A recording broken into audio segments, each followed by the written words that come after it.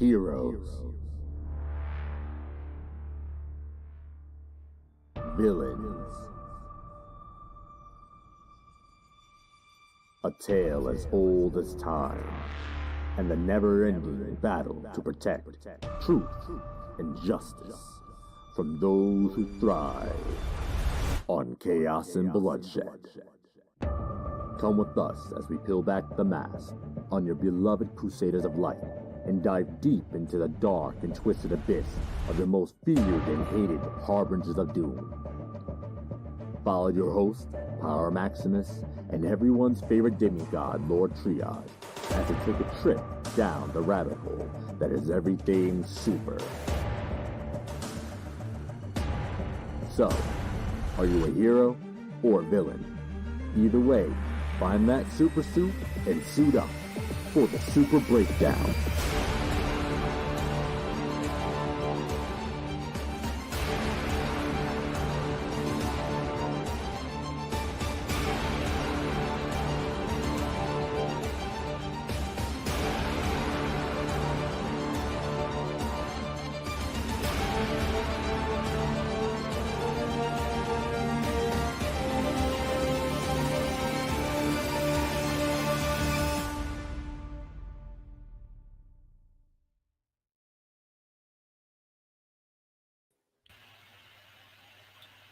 All right. We are here. We're back. Everybody reading me loud and clear? Goonga Calabunga. Yep. All right. Welcome to the Super Breakdown Podcast, your ultimate source for all things superheroes, villains, and everything in between. I'm your host, Power Maximus, joined by everyone's favorite demigod, Lord Triage, and the man behind the scenes, Saiyan Jag. On this show, as you guys already know, we delve deep into the worlds of comic books, movies, and TV shows to break down and analyze the most thrilling stories, characters, and plot lines. Whether you're a diehard fan or a casual admirer of the superhero genre, you'll find plenty of fascinating insights and discussions here. In this episode, we dive even deep into the dark world of Batman, the animated series. So stay tuned for some epic conversations, some arcing gameplay by Jag, and some fun segments that'll keep you guys entertained and engaged throughout the whole episode. So buckle up and get ready to soar through the multiverse with us. All right, guys, welcome back. I thank you guys for joining me today. Take some time out of your day. Again, I'm Power Maximus, Lord Triage, Saiyan Jag. We are back. All right, so Triage, open us up, man. What are we diving into today? I know I just told them, but give them a quick rundown real quick in case they didn't hear us. So today we're breaking down Batman the Animated Series. And this is going to be an interesting one because this was a big staple of probably everybody's childhood involved here. Probably most people listening too. Honestly, yeah. Yeah. It was very prolific. It really set up a lot going forward. It was because if you look at all the Batman series that came after this, it really set the tone. It set the bar really, really fucking high. So without further ado, Jag, you ready? Yep. All right. Boom. Want your mic on? Want your mic off, brother? How you want to roll? You got my mic on? All right. I'm going to say it now. If I hear anyone mention prep time, I swear to fucking God. The prep time. Not the prep time. All right. Let's take a look at this damn Zordon with a goddamn child fetish. Oh man. All right. So guys, as you can see, we got Jag playing what was it, Arkham City? Yep. All right. Starting from the beginning here. So since Jag's starting from the beginning here, Triage, open us up. Let's start from the beginning of this show. Let's really make the rundown real quick. So, Batman the Animated Series, for those who don't know, premiered back in '92, I believe, and ran from '92 to '95. It also spawned off, like, I don't know, we the Batman, the Amazing Adventures or whatever, with him and Robin and Nightwing and all that, spawned that one. It spawned off Justice League Unlimited, as well Batman as Beyond. I was about to say my personal favorite, Batman Beyond, developed by Bruce Timm, which is pretty funny. You know, Bruce Wayne, Tim Drake, pretty funny. And how do you say his name? Eric Radomski. And it's a Warner Brothers product, and it aired on Fox Kids in '92. So yeah, just give us sort of like, so what do we see when we first get introduced to this show? Well, honestly, I think they told the line with a lot of noir stuff and the way they did went about doing it, because it has that dark, gritty detective feel to it, but also has that, that lovable Saturday morning cartoon feeling too. It's a pretty dark-ass Saturday morning cartoon. Well, a lot of this stuff in hindsight, you don't really notice as a kid. Like, have you gone back and rewatched the series recently? No, but I've went back and I've watched like certain clips, and yeah, it's pretty dark. We have, it was something, and it was also something that we didn't really see. We see like back then we got like G.I. Joe and shit like that. They're using laser guns and everything, but like in Batman animated series, we see they're actually using actual guns, actual bullets. Hell, there's one episode when the dude tries to smother a guy with a pillow. Yeah, I remember the one episode. I Am the Night, when the jazz man who was a mob boss tries to clip Gordon, like literally takes a shot at the police commissioner. That's gangster shit. You ain't never seen that before in no Saturday morning cartoon. Yeah, for real. I mean, we talked about like last week with Gargoyles. Again, we've seen them using actual guns and talking about some serious storylines, especially for kids that that at that time. Like hell, 92. I wasn't even born in '92 yet. So I'd say I caught reruns. Essentially, I'd say I caught reruns because 95, I was like 2, 90. So by the time I was even old enough to even really watch TV, the show had already ended. So I just got caught with watching a lot of reruns and stuff like that. So I feel like I didn't really get the full like scope of this show when it first came out. And I feel like I feel like I missed out on a lot. I feel like we get it back though in Batman Beyond. I feel like we definitely get a lot. I got a lot of that back though. Yeah. Well, I mean, it's the grit's still there, but it's not as gritty as it was with this, because you watch certain episodes, man, they really push boundaries with certain shit. Like the one episode of Feats of Clay, all about Matt Hagen and how he got turned into Clayface. Like if you watch that episode, that drug that Daggett had him taking, that turned him into a whole fiend. He was strung out. Yeah, they did definitely show. They showed drug use. Of course, the violence, but it was the '90s. The violence was cool back then. Most of our great action heroes came from the '90s. A lot of action heroes, like damn near everyone in the Expendables, like their peaks was '80s and '90s. Mm-hmm. So how come Michael Keaton isn't expendable then? He's Batman. I feel like Michael Keaton should be in the Expendables. Fucking Chuck Norris, Bruce Willis, Arnold Schwarzenegger. Keaton should most definitely have been in there. I would have loved a few Batman puns, man. That would have been dope. Where's your cowl? Or some shit like that. Right. Chuck Norris making Chuck Norris jokes is fucking gold. If you say so. I'm not a huge Chuck fan. That's just me though. I'm not. I just find them hilarious. I was a Walker fan, but I just find the character making jokes about himself hilarious. But the dark and grittiness of the show, again, I feel like it really stemmed from a lot of these action-packed shows. Again, that you weren't really seeing that, too much. Well, that's what I was talking about with the whole episode Feats of Clay, with the whole thing with Matt Hagen becoming Clayface. Like, I remembered that as a kid, but watching it as an adult, like where they took the chemical that was like freshly made and like forced it down through his nose and his mouth, like try to drown him in it. Like that shit is dark, super dark. Mm-hmm. You know, speaking, and even then, we see a lot of the origins for Batman's villains in this. They really go deep and explore a lot of the origins. For me, an episode that really stands out the most for me is the the Royal Flush Gang. The episode with the Royal Flush Gang was that's pretty different. He's sitting on the swing with Ace. That's Justice League. Oh, was that Justice League? That was Justice League.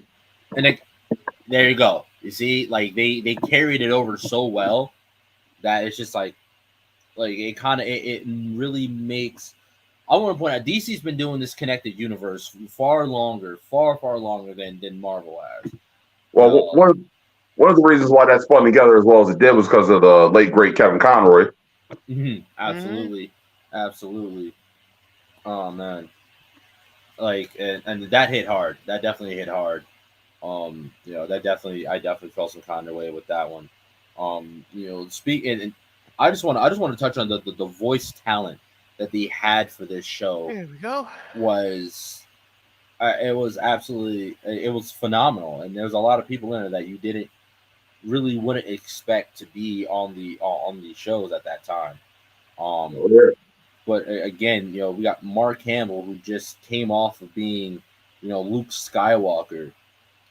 So it's crazy. You know, he just came off of being like one of the greatest heroes of the time, and went into being one of the greatest villains of all time. Like I can't think of a villain that's worse than the Joker. Really, you know, he was just all about chaos. You know? Now I really feel like they played really nicely with all the different versions of the Joker that we had seen up until that time. With, you know, from Romero to Nicholson, you know, they really spun all that together, because in the comic books there's like 3 different types of Jokers. When we first see the Joker, he's an anarchist, he's a murderer, he doesn't care, he kills for fun. And then it was too dark, and so they switched it over into the clown, and then he was just really goofy and stuff. Then we end up seeing this highly super intelligent Joker. And I feel like the criminal. What was that? The criminal. Yeah, and we see the criminal, and I feel like Mark Hamill's Joker finds a nice balance between all 3 of them.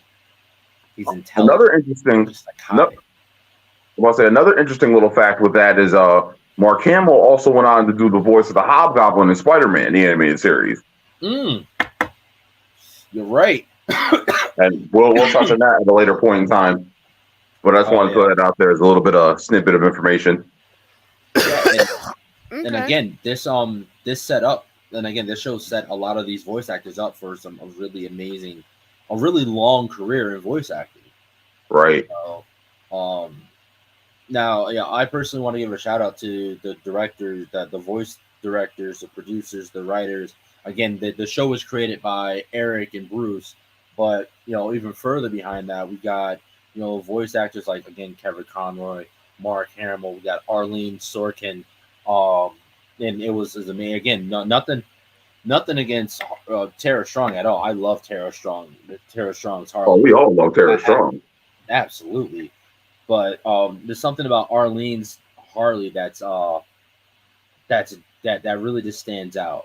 You know what I mean? It really stands out beyond, you know, no pun intended, beyond, you know, what we've seen thus far from a Harley. And again, I'm not looking forward to Lady Gaga's Harley, but we shall see. Oh, I'm very looking forward to it. I mean, I'm not looking forward to the character. I'm looking forward to Lady Gaga. That's what I'm looking forward to. I'm looking forward to Lady Gaga. Listen, I'll give it a shot. I'll try anything once. But one of the things I want to go back to real quick is like what you said with the origins of some of these characters that we got to see, because we got to see the origin of Clayface. We got to see the origin of Poison Ivy. They touched on the origin of the Scarecrow. We got to see the Riddler happen in real time. We got to see the Mad Hatter happen in real time. Oh yeah. And the one character who I want to acknowledge real quick, who did a great run all the way through, and this is really interesting to me, was Harvey Dent, Two-Face. Mm-hmm. Because we actually got to see him start off as a district attorney and then become that duality character who's known for flipping a coin, taking your life.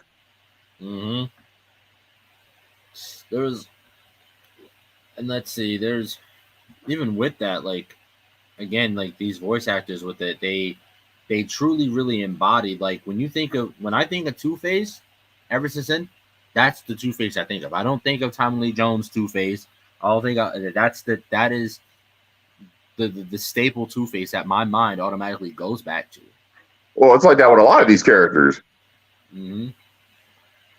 No, I feel like, and one thing about the characters, one thing like this show really did, they took a lot of these characters that in the comic books were kind of really like throwaway characters and made them legit like problems for Batman. Harley Quinn wasn't even a character in the comic book. She originally came from the animated series, and then we got so popular they put her in the comic books.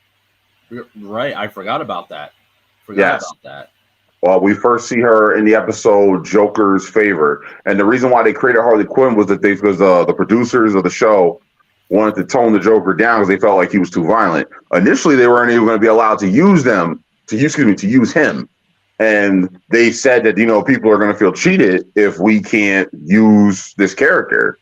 I mean, what's next? We're going to do the Ninja Turtles without Shredder? Oh, God. The Transformers without Megatron? No, that's not the way it works. Mm-hmm. So they kept doing these little things to tone him down. That's one of the reasons why you don't necessarily see him kill anybody. But in my opinion, the gas and the venom is just as bad. Yeah, it implies. It definitely implies. Either... they may not physically be dead, but they're vegetables after that shit. They're vegetables. Right? As many people as he's left hysterically laughing. Come on. Exactly. So and it's so dope because again, like characters like the Mad Hatter, characters like what's his name? Clock dude. Clocking. Yep. Characters like Tempest Fugit. Yeah, they're like. They're throwaway characters in the comic books, but they really made them like legit problems in the show. Like, for a long time, like I took the Riddler as just a throwaway character, but now after the series, like the Riddler's a problem, as we see in the Matt Reeves Batman. The Riddler's a problem. Even Jim Carrey's Riddler was a problem. Ed Nigma from Gotham, which is absolutely amazing show. I loved it. He was a problem. And again, these are characters that you really wouldn't think, were really that what's what I'm looking for? Very prolific in the comic books. He's voiced by Robert Englund in the 2004 show. Yeah. And when I found that out, I was hyped. I was so hyped. This show did so many things to further comic books and cartoons in general. On the even back then. Yeah. And there is no episode of this I hate. Even the episodes like with the ventriloquist and fucking the Sword King. Hell, and we get a good strong introduction to Mr. Freeze in this show as well. Heart of Ice, yes, that episode actually won a daytime Emmy. Yep. That is probably one of the best animated episodes of the series. Probably one of the animated series. Period. Agreed, definitely. I 100% agreed, and I feel like it really made you feel for Mr. Freeze. Yes. Because we're like, oh, he just freezes people, and no, he has a purpose behind it, and they really delve really deep into that. Hell, they even made a movie. Oh, I forget the name of the movie with Freeze. Oh my god! No. We don't. Are you talking about Sub-Zero? Is that what you're talking about? The animated one? Yeah, think so. Yes. That's Batman Sub-Zero. Yeah, and again, these are characters that you really wouldn't think would be a problem for Batman, and they are. They wrote them. The writers on this show were just absolutely ridiculous. Shout out to Sean Derricks, Michael Passion, Michael Reeves, Randy Rugel. Like these guys, like their writing on this show really brought like depth and dimension to a lot of these characters. And let's not pass over on the music. The score and the theme has won multiple awards. Oh yeah, Danny Elfman, he's still doing themes for Batman. It's I don't know. He did a theme for the Burton films. there's an episode called "A Bullet for Bullock," where he did the music for that, and it's got a real heavy jazz influence, and it's actually beautifully scored. Absolutely. There's so many like from the spinoffs that it brought to like the advancement of certain characters in the show that we still see today. It's phenomenal. From we're introduced to Robin, we're introduced to Batgirl, and then Another episode. Oh yeah, that another, was a good one. Yeah, another episode that won a daytime Emmy was the Robin Reckoning. Mm-hmm.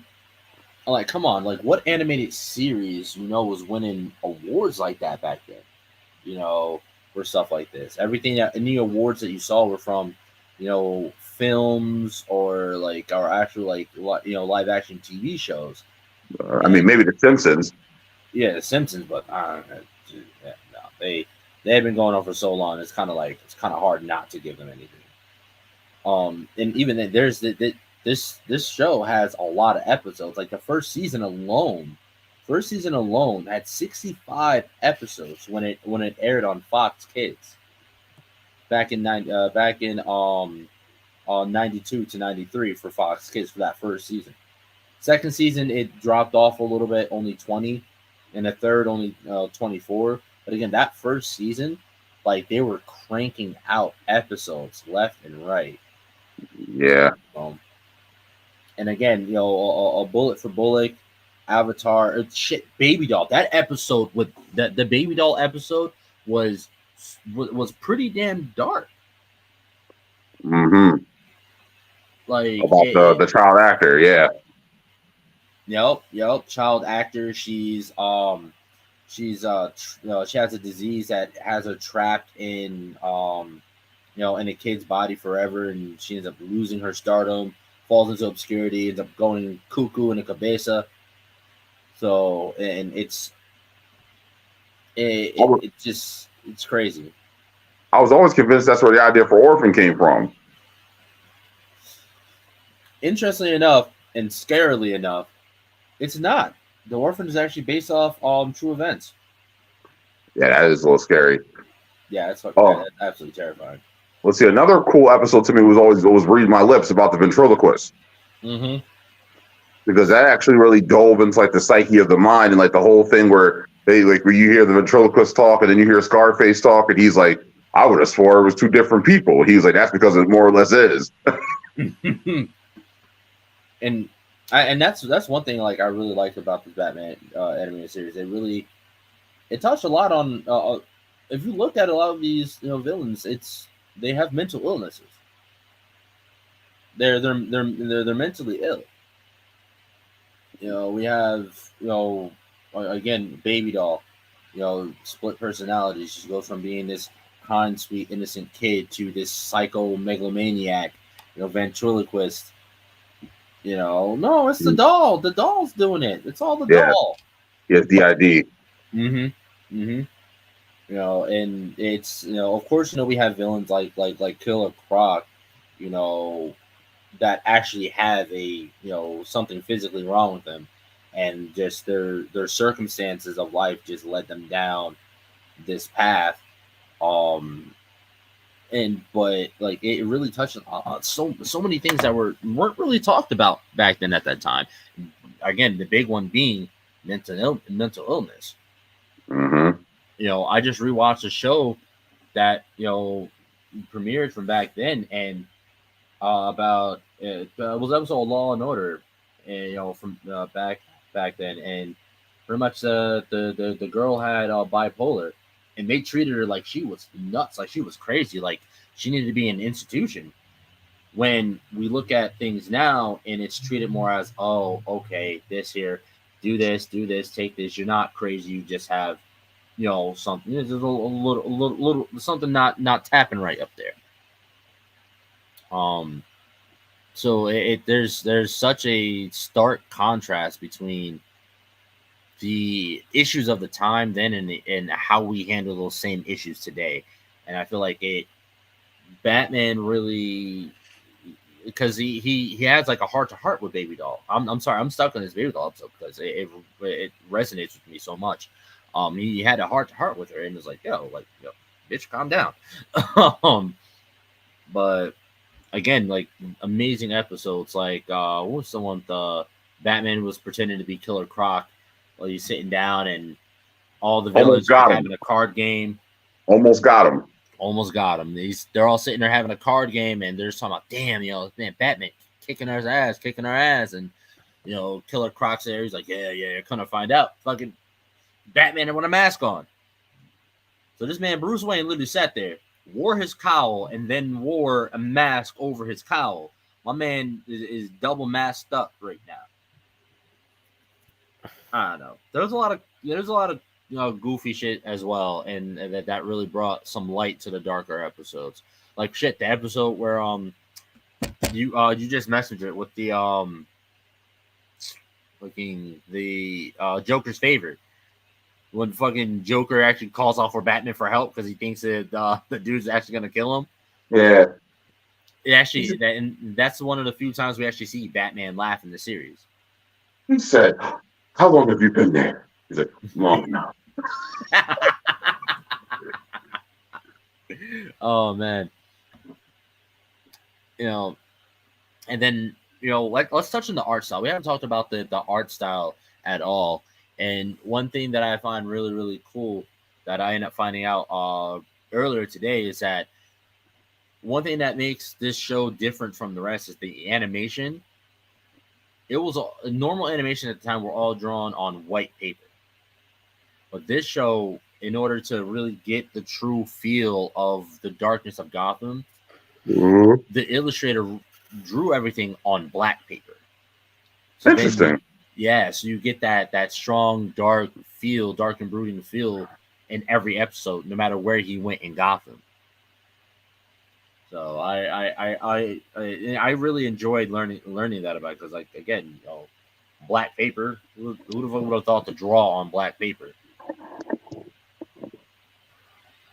Because that's really working with the contrast instead of a lack of black, which is not really a color, it's a tint. But with the lack of that color, it really brings in like that strong, dark, foreboding, brooding, like, makes you feel bad. He's really in the shit. He's really in there dealing with the shit. Shit. We see the origin of Bane in this show too. Yep. And that's an awesome one. He breaks the bat. The man who broke the bat. He came close. Mm-hmm. Came real close. Everyone's like, "Oh, he broke Batman's back." Yeah, but Batman came back in a metal suit and beat his ass. I feel like for me, this is also one of the few shows we see crossovers too. Back then, like, you weren't really seeing too many like crossovers between other shows because we had Superman, the animated series going on. Oh, you're talking about at the end, towards the end, yes. Yeah, towards the end, we not that many. I don't know if this is Justice League or Superman or Batman animated series, one or the two, but again, where Batman and Superman switch places, so you can fight Bane. That was an episode, I want to say, of Batman the animated series. If memory serves me correctly. Yeah, that shit was awesome. It was awesome. This man Bane hit him with a pillar. Batman flew into the wall, got up, shook the shit off. Bane's like, what the fuck? And then Superman proceeded to lay his ass out. I thought and again that this show really picked up on the noir. It really picked up on the intelligence of Batman, and that's something in which I feel like we haven't really seen in a while. Most recently, except for the Batman that just came out. Did we? I mean, it's more on the detective side, more of the noir, more like we were finding shit out as he was finding stuff out, and that's something that I really like strongly. I crave in shows. I hate when shows feed you the story or feed you the plot, like what's gonna happen before the main character does. So you're sitting there, oh, don't go in there, bitch. Don't go in there. He in there. No, I don't want to know he in there. I want to be surprised too. I just don't want to get hit with a pipe like he does. But no, I want to be surprised too. So dramatic. Absolutely. I haven't had enough tequila. Well, that sounds like the recipe for disaster. Well, another thing I thought that was really interesting about this show, and this is one of the few things people always tend to forget, is that when Bruce Wayne became Batman to wage a war on organized crime. So if you know your Batman lore, you know that Batman's arch enemies, the quote unquote rogues gallery, they don't even start showing up until after he's been Batman for a whole year. Mm-hmm. So I thought it was really cool that you got to see him deal with people like Rupert Thorne. You got to see him deal with people like Roland Daggett. You had whole episodes where he was literally just dealing with the mob bosses. Mm-hmm. And how they basically ran Gotham City. Another thing that was really cool was a past present type thing, and I'm gonna let you take the reign on this part. I'm just gonna bring it up because I know that you'll knock this one out the park. So you remember the episode "Beware the Gray Ghost"? Yep. Mm-hmm. Oh man, that brings back, for those who don't know, the Gray Ghost. He was wasn't a hero, wasn't a villain, more like anti-hero, vigilante. But he was a little crazy and kind of really didn't give a fuck. He would pull the toolie out real quick and start blasting motherfuckers away. The interaction between Batman, voiced by Adam West. Yes, let's point that out too. That right there, that was nice to see, because for those you don't know, which if you're a fan of Batman, you definitely should know, Adam West played Batman in the live action TV series back in the day. So to see essentially, I'm gonna say my Batman interact with my grandfather's Batman really did something for me. I just thought it was absolutely lovely, and to see the contrast, because to me, like the Gray Ghost was kind of like he was Batman before the Batman. We see this a lot with like Gray Ghost and the Phantom, right? That was his name, the Phantom, dude in the purple jumpsuit with the skulls. Yeah, right. That was the Phantom was later, but yes, the Great Ghost was supposed to be like the prelude to Batman. He's actually supposed to be what inspired him mostly. Mm-hmm. So it was really nice to see them. One, they had conflicting morals, but had the same goal in mind. And again, like I said, the Gray Ghost wasn't afraid to kill. It wasn't afraid to pull a bullet in motherfuckers. On the contrast, Batman, who air quotes hates guns, it was really fun to see that. I can't remember the episode and what happens in the episode per se myself, because again, I watched it so long ago. I don't know. Do you happen to remember? Because that's it. In the Gray Ghost episode. Yeah. Oh yeah. So it was. There was a bomber who was blowing things up in Gotham City, and he was using toy cars. And the way Batman figured it out was because it reminded him of an episode of Beware the Gray Ghost. So who does he go to speak about this but the Gray Ghost himself? Okay. All right. Just bringing it back to me now. This is not the episode when we get introduced to the toy maker, right? No. not this one. No, but the point is, the gist of it is like, we see these two contrasts and conflicting morals, and also the introduction of like that there were heroes or quote unquote heroes before Batman. Like they have in this world that they have their own, prior superheroes. So it's not like, oh, Batman just pops up. Oh, I want to be a hero now. No, there were predecessors, people before them that were doing it well before this. And we didn't really see that. Like, come on, we're starting to see it more now with like, oh, look, there's the comic books and movies about superheroes, like the Wolverine. No, not in the Wolverine, in Logan. He's literally the one kid is literally, she's holding fucking X-Men comic books in a movie about the X-Men. So I don't know, I love that. I love seeing that, and that I feel like that took, again, that just adds the depth to this world that they created, this dark brooding world. So that's my take on it. I love that fact.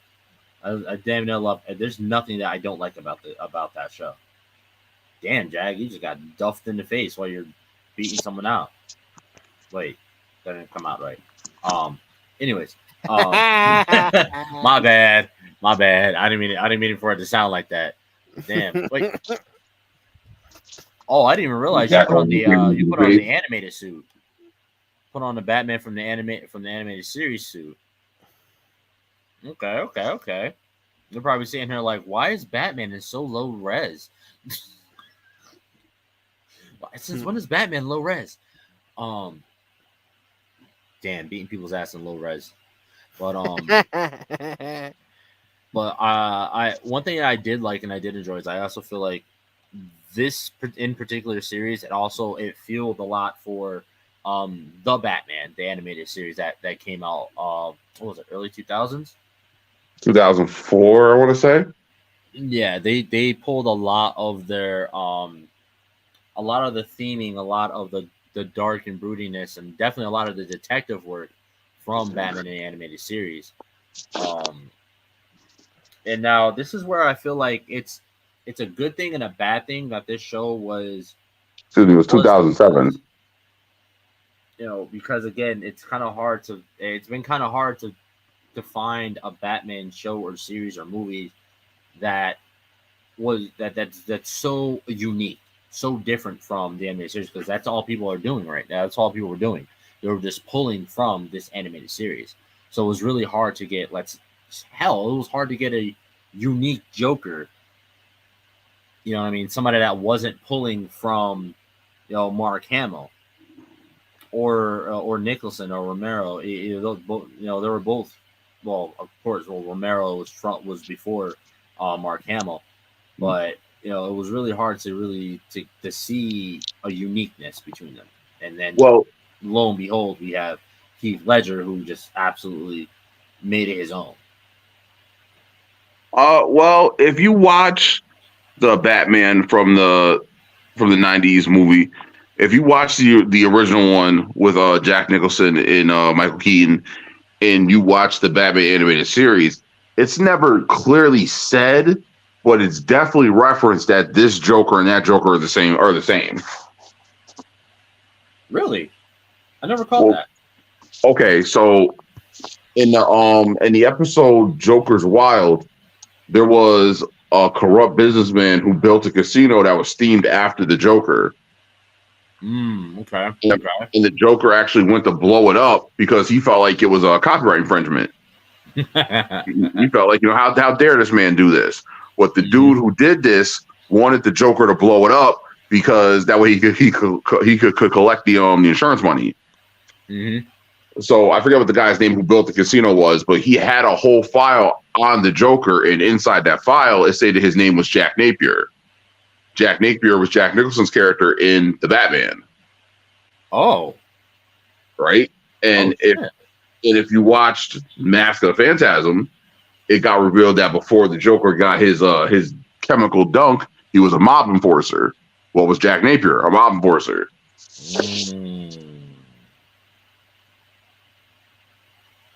That you ain't got no future, Jack. You an A1 nut boy, and Grissom knows it. Oh man, I didn't realize that. I holy shit. See, this is why I love doing this show. Like, I learn a lot of shit that I like. Either one, I relearn shit, like stuff that I had forgotten that I had found out, or I learned new shit like this. I never knew that. Because again, I love Jack Nicholson's Joker. I thought it was great. You know, you ever dance with the devil of the pale moonlight? Like, that's awesome. You know, it really made like, you really like, this motherfucker's a villain. He's a villain. You know, it wasn't flamboyant gangster. Yeah, pretty much. See, that's why Prince did the soundtrack for the original movie.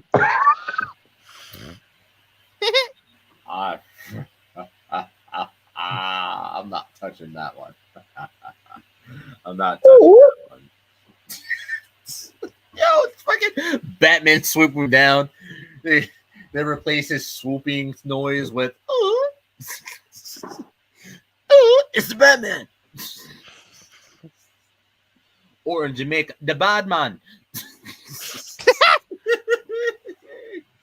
Oh man. Well, next thing you know, Batman's gonna be in all purple. Hey, he has there's a purple suit. What's his name? It's his purple accents. No, I'm thinking of the alien Batman. No, yes, yeah, red and purple. That one. Yep. That's who I was thinking of. Damn. Purple rain. Oh my god. I can't get that out. I can't not think about that now. Damn. Do you know how bad that would work for Batman? He can't be stealthy anymore. Anytime he swooshes his cape, it's just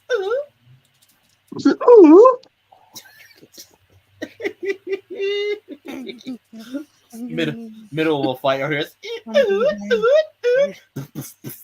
Oh, he's kicking her ass. Hide the kids. Hide the kids. Hide the kids. Oh my god. Thank you for sending me this, Jake Napier, aka with the top hat too in the bowl. Okay. Oh, look like that was weird. All right, now you're back. Yeah, thanks for sending me. Yeah, thank you. That definitely jogged my memory now. I definitely do remember seeing that now. I remember seeing it, but I never put the two together. Okay. Now, with this Joker, with Mark Hamill's Joker, and before I touch on that, let's touch on just Kevin Conroy as Batman alone. Okay, go ahead. Nobody, at the end of the day, all these other Batman we get from Keaton, Kilmer, Clooney, fucking Pattinson, Affleck, Bale. Who else? Did I hit them all? Well, if you name any Batman, I can tell you the quality that they brought for the character. Like, let's see. To me, like, Affleck was the brawler. He had the fighting style down. Mm-hmm. Like, if you look at Keaton had the brain. Mm-hmm. All right, and that's why I'm still fighting to find like a Batman that I really feel like is like, boom, hands down. Well, actually, we might be getting that from Keaton in the Flash movie. We might be getting that.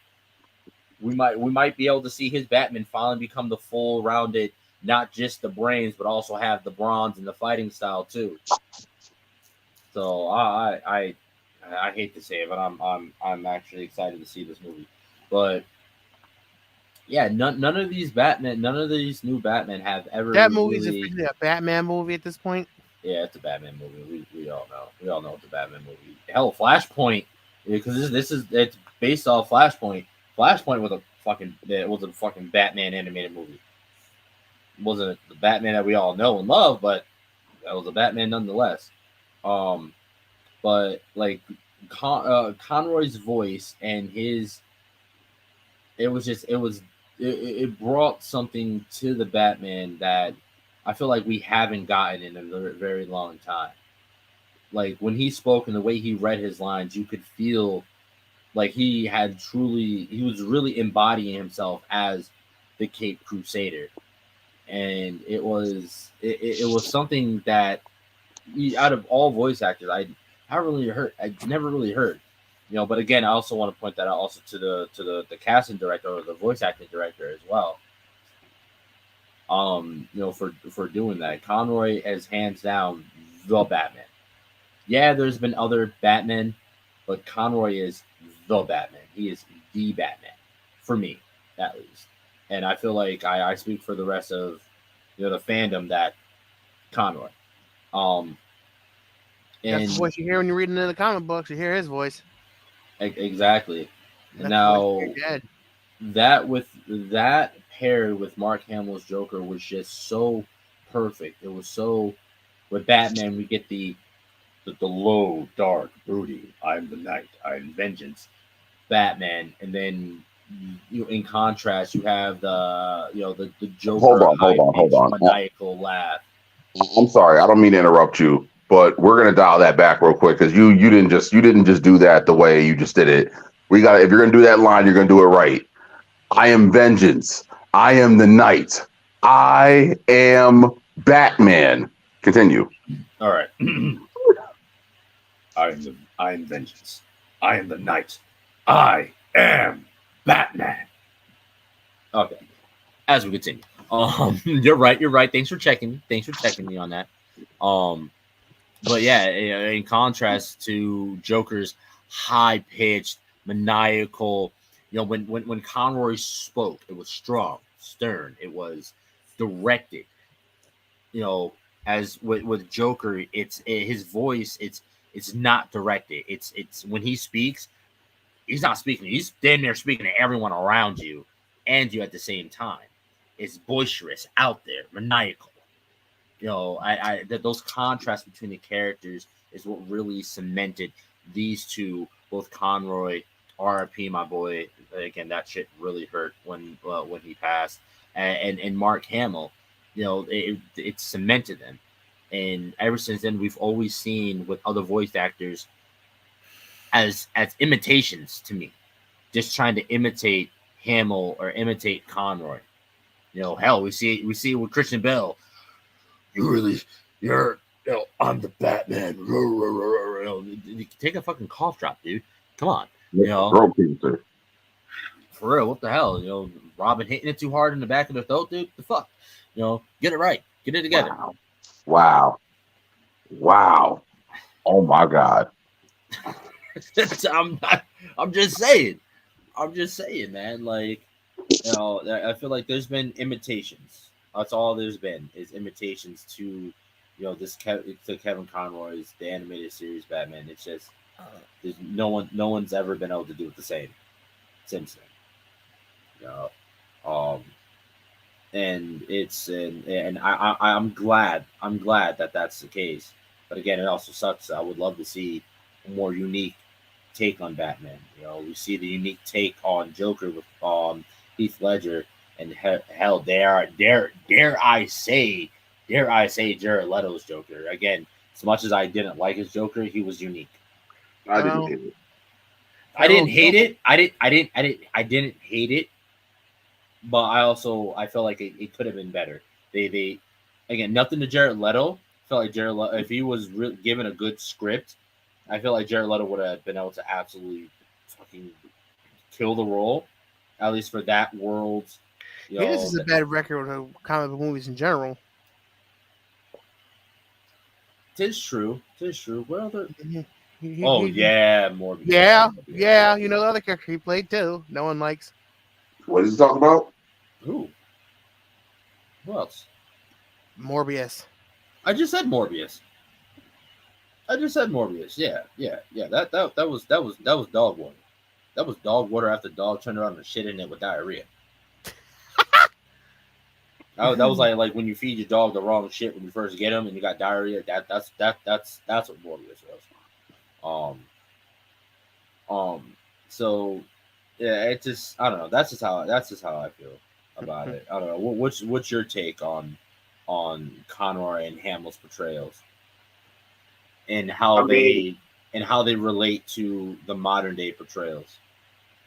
Well, to me, I don't like the whole comparing past to present, forward to this to that, because there's always going to be someone who quote unquote does it better. There's always going to be someone who could have been better. Like, I mean, hell, we talk about basketball, we argue the GOAT all we want. And it's like, but he's like, you still got them people who are going to say it's LeBron James. Then you got the people who are going to say it's Michael Jordan. I'm a Dr. J fan myself, and he's never in the argument. I'm just saying. So that's all perception and what's what I'm looking for? That's all perception and expectations.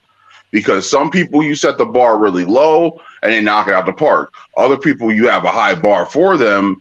Like everyone talked about Robert Pattinson. Like if you look at his work past Twilight, everyone thought him playing Batman was a great idea. Now, once again, I don't hate him being Batman, but I wasn't wowed by the movie either. So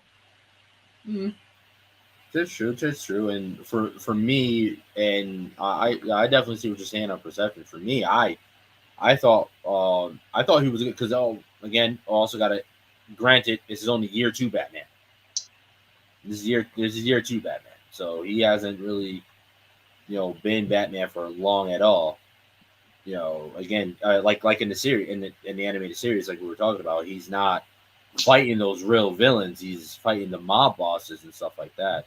And right, and then another thing with this character is, and once again, people forget. The character is brilliant. So for him not to be ahead of the person he's dealing with or him not keeping step with them, like that kind of goes against the character. Like, I don't care what no one says, Christian Bale's Batman was not that great. Agreed. Like, he had the fear factor, yeah. He had the cool gadgets, but it's like he was a dumb Batman. It really was, because the Batman would not have gotten that so duped by there's I'm just stuck on the which one was it? Was it the last one where he was fighting Talia and Bane? Yeah, I just that just threw me off. Like, how could Batman have gotten duped so bad? Like, how is even okay, we've seen Batman do some whole ass, he's sleeping with this person. We've seen it, but he's never been booty blinded. Now go ahead, Jack. Go ahead, Jack. Talia. What you got? Exactly. I mean, he's booty blinded. A little bit. Yeah. He was booty blinded by her. Yeah, he was. Definitely was. Selena too. But those two. Oh, okay. So, Jack, let me get this straight. So, if you had a woman who had them kind of curves in a cat suit, that's your response? So Zoe Kravitz ain't seducing you? That's what you're telling me? No. You a fucking liar. You a goddamn liar. No.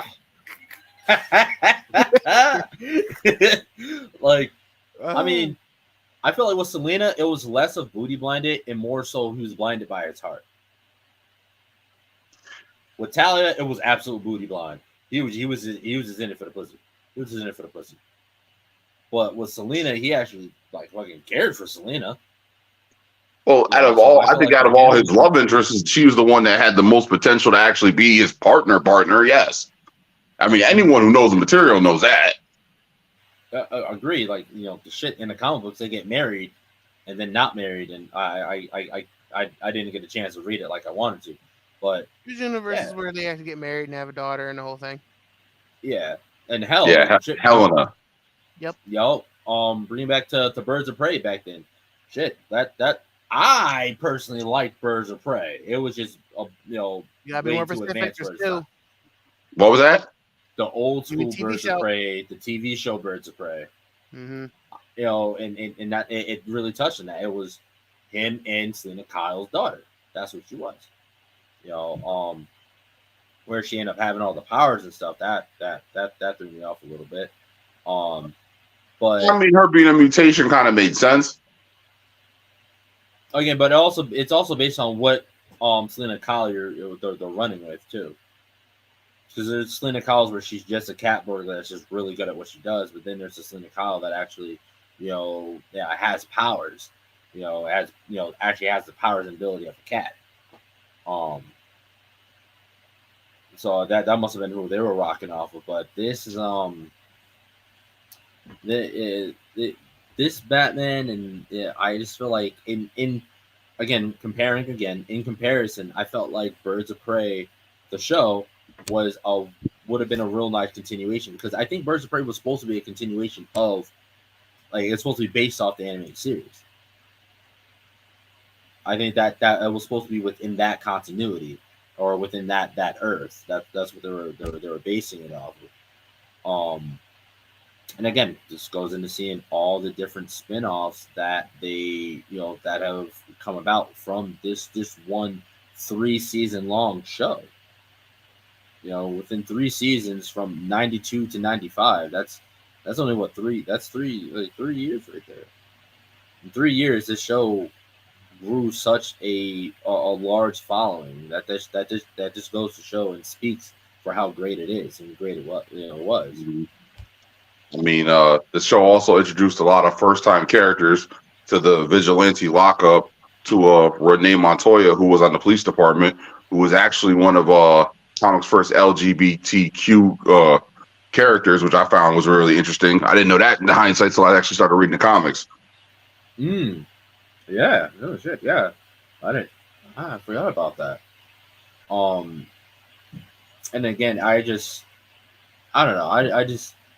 I really don't. I express my mind. This show's it's just fucking great. It's amazing, and just again, there's been quite a few times throughout the show as I was watching, like I got kind of sort of emotional, because like there's episodes that resonate and connect to everybody at some point in time.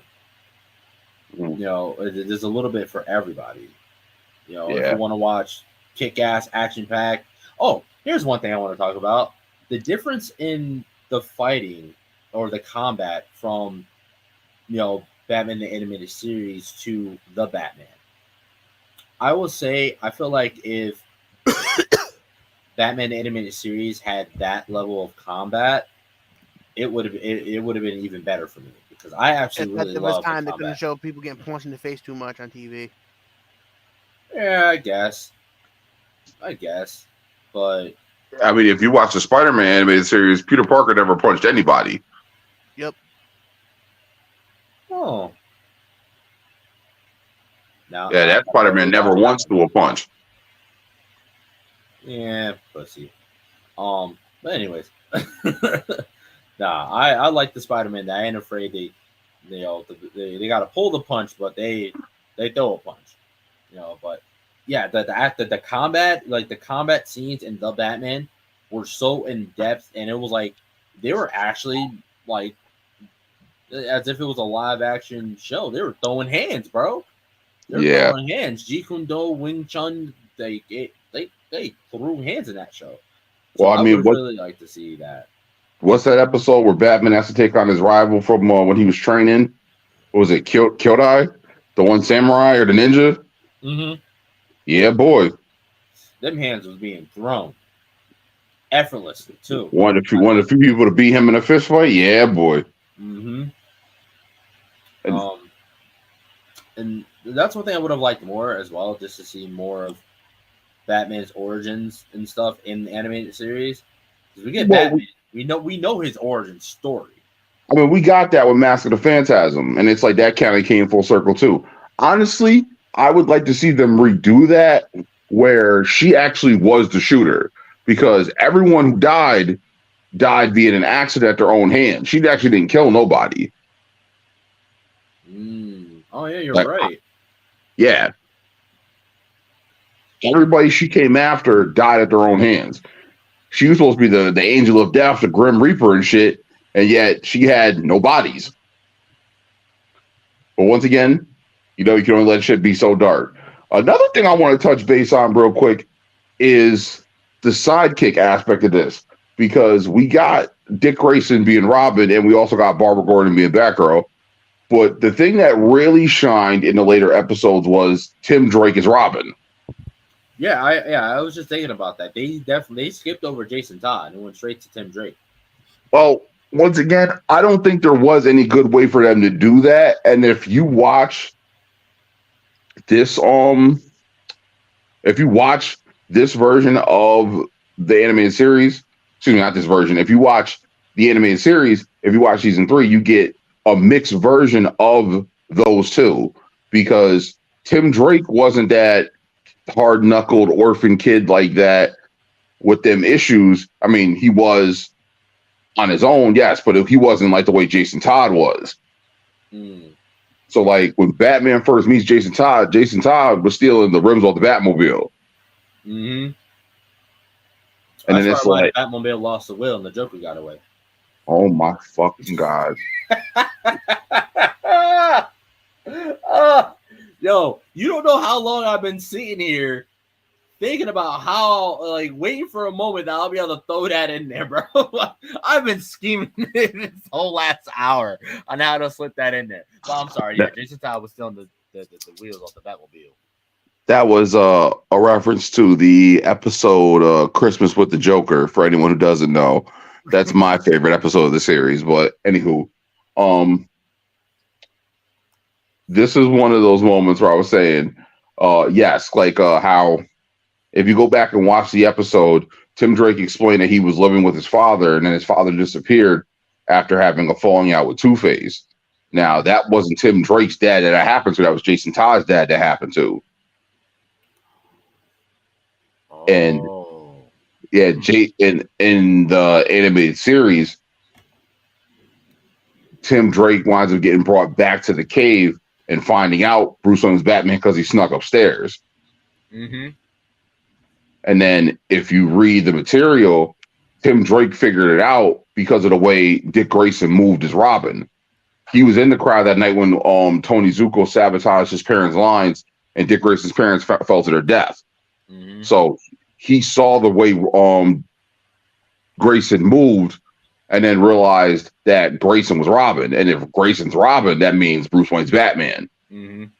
So Tim Drake actually had, as far as minds went, he's probably the smartest of the Robins. I agree. Personally, which is why I'm interested in the way they're pulling Tim Drake now in Titans. Well, here's my thing with that. And it's like, this is the thing I thought that was really interesting. So I saw this thing where it compared the Robins to the Ninja Turtles. Mm-hmm. Now you've got Robin and Nightwing. Mm-hmm.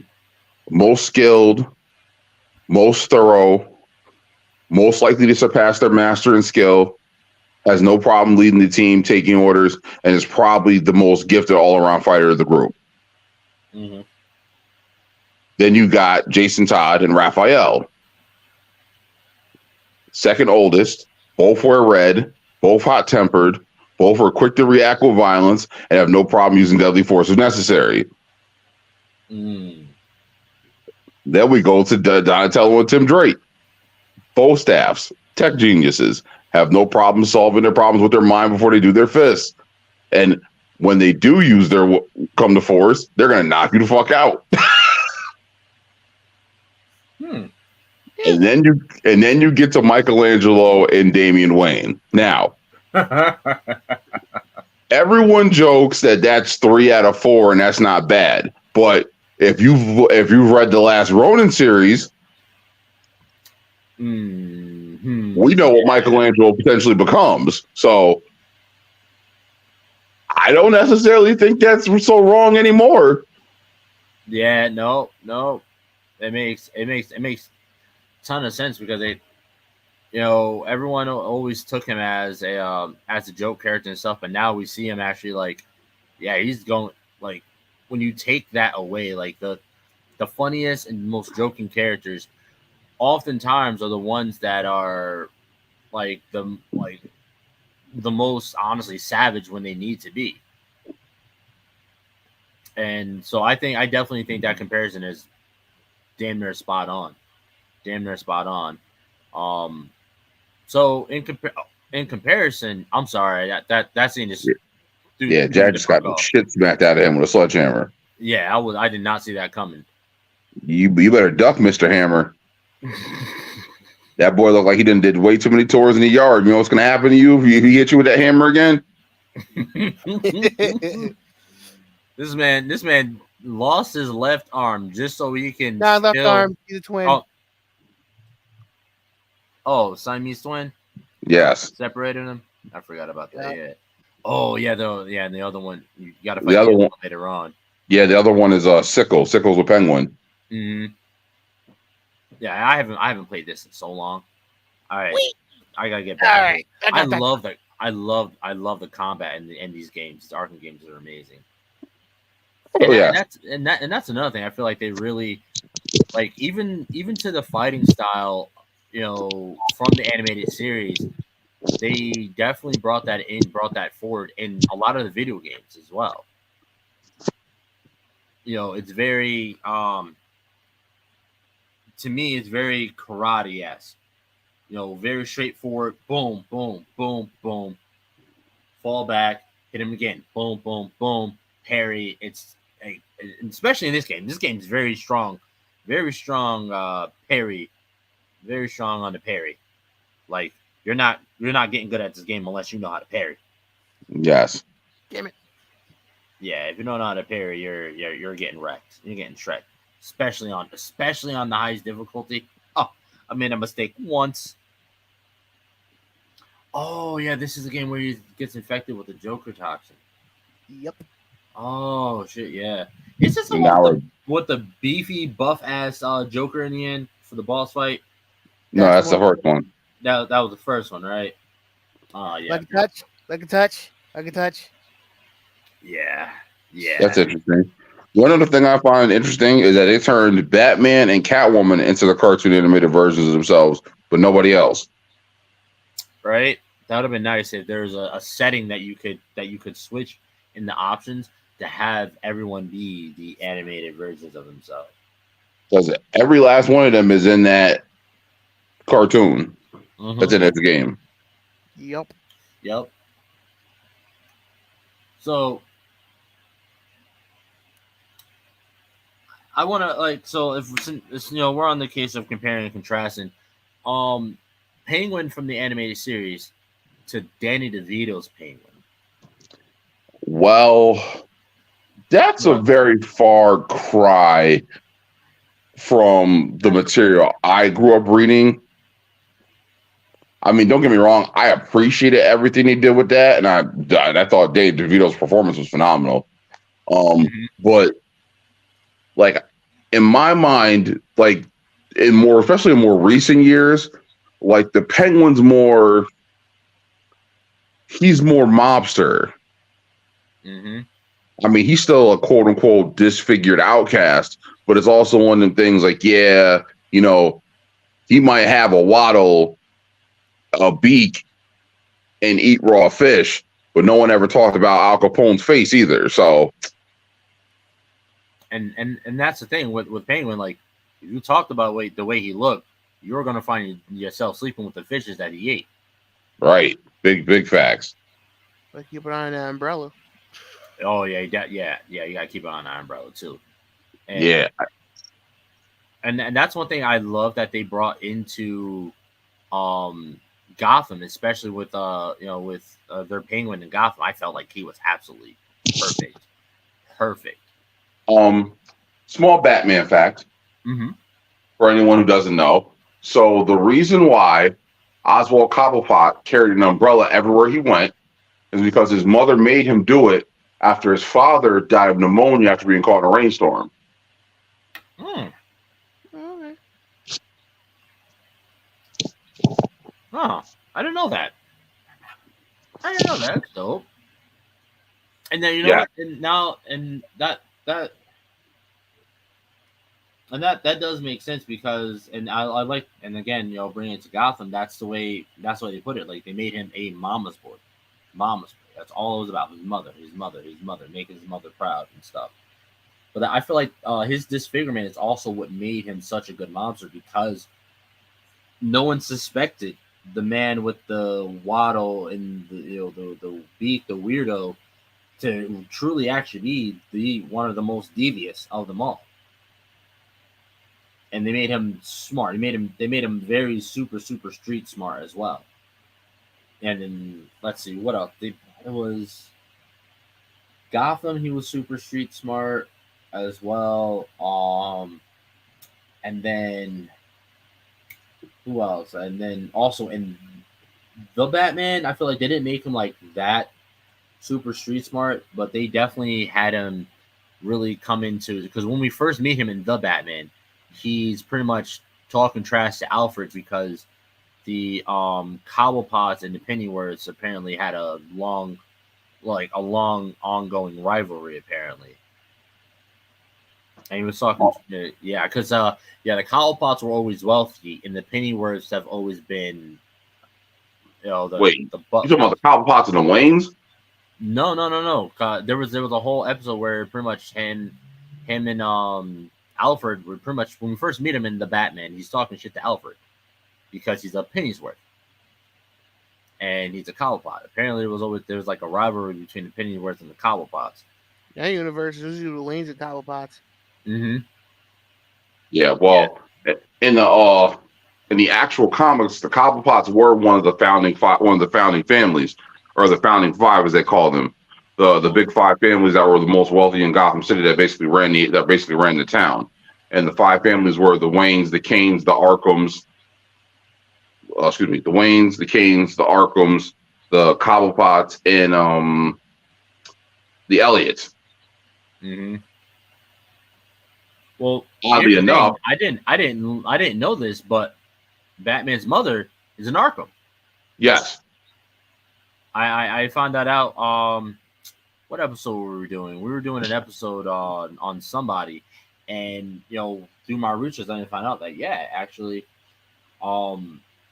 essentially, Bruce owns Arkham because it was her family were the ones that founded Arkham Asylum.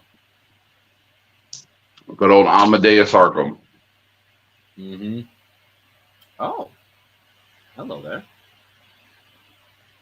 She just open right on up there. Anyways, as I was saying, so you have two of the most richest families in Gotham come together to make this one child who ends up being the biggest and truest protector of Gotham.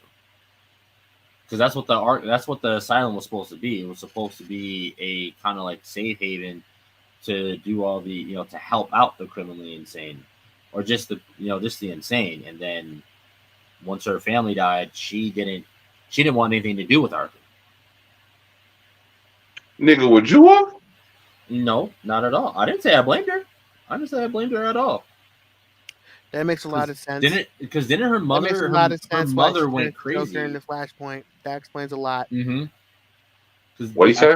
I think her mother went crazy and ended up getting put into Arkham. That explains a lot why she turns the Joker in the Flashpoint universe. Oh yes. That does. You're right. That explains a lot. I always find that weird. Like, well, apparently, for me, I know personally that mental illness is hereditary a lot of the times. So for Batman to be as mentally unstable as he is, and then also finding out that his grandmother essentially was admitted into Arkham, it makes sense that his mother it comes from his mother. The craziness comes from his mother. I need more to drink. But I feel like this and again the animated series is really kind of what started this all.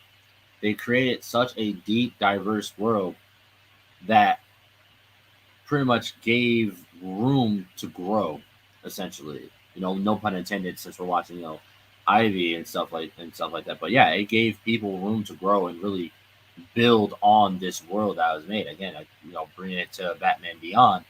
I feel like they didn't really grow on the world as much as I would have liked them to. But we see a lot again with the spin-offs being Justice League coming into its own, Justice League Unlimited, all being tied to the animated series, and those were like some of the greatest shows of my childhood. Like I literally sat there and binge rewatched Justice League and Justice League Unlimited again, back when they first put it on Netflix, and just to be able to create one show that only lasted 3 seasons, but for it to be so good that it spawns just entire universe. An entire universe. What you gonna do with that vine? Sir! You would go there. But we all know the connection between Catwoman and Ivy. We all know this. Yeah. You know this. And Harley. You know this. Oh, man. You guys act like I'm the bad guy here. Damn it. Just because I know my Batman lore and, things resonate with me sometimes. Okay, yes, I'm a pervert. I know. Okay, leave me alone. All right? Y'all know this. Oh, you outed me. You know me damn near my whole life. But there's this. I don't know. There's a lot. There's a lot for the show. And I feel like we wouldn't be able to really talk about the show without talking about the spinoffs. And the stuff that the spinoffs took from the shows and carried on. The animated series that like the direct spinoffs would be Batman Beyond and the I can never get the name right. Batman the Adventure Continues. No. The Adventure Continues is the comic book that's supposed to be a continuation of the animated series. And what I actually recently found out is that they're supposed to be doing another Batman show that is supposed to be closely related to the animated series. It's actually being produced by Matt Reeves as well as the writer for the animated series. Hope it's still happening. It was supposed to be released shortly after. It's supposed to be an animated show. It's supposed to be released shortly after the Batman came out. So I don't know. We shall see. Trish, you have anything else you wanted to touch on? Because I remember that you were really excited for this episode. What else did you want to touch on?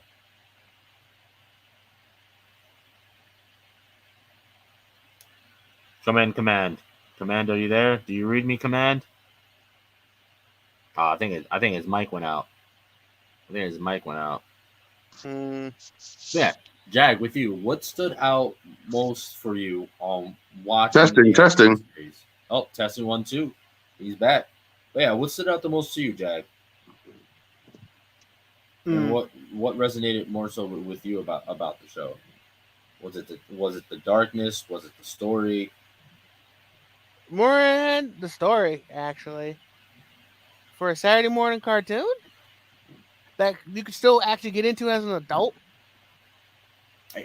That's pretty good.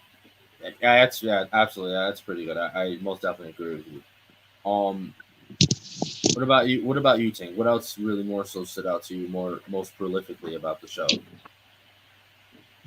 Well, for me, it's just a callback to just great storytelling. Like with modern day shows, you really don't see this anymore. Like you said, the storytelling was done so well that they built a whole universe around it. They can still go back to old episodes or old information and reuse it. Mm-hmm. From the whole thing that happened with the animated series to the crossover with Superman to building the Justice League to Batman Beyond and then the return of the Joker, like all of that was just done so well, and it was all started just with this show. And it's still to today, they pull back from that show for the movies. Like the whole Christian Bale, the first movie, that was a callback to like an actual episode where how Crane he's trying to um use his fear toxin on the entirety of Gotham, and they were actually putting Yes. it into the water system. That was an actual episode of Batman when we get introduced And to they Scarecrow. did that again in Titans too. Yes, they did actually. Yes. Same Yep. thing with Same thing with the episode The Mechanic, where they turned Batman, where the Penguin took control of the Batmobile.